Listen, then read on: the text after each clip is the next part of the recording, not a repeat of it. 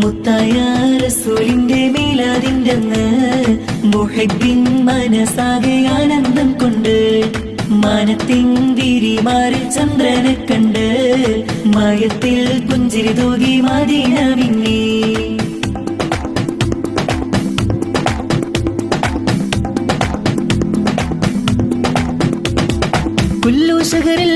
മുകളിൽ പൂരിശ് കൂടിയ രാവാണ്. അൽഫ് ലൈലുൽ ഖദറിൻ മേലെ പുണ്യമുള്ളൊരു രാവാണ്.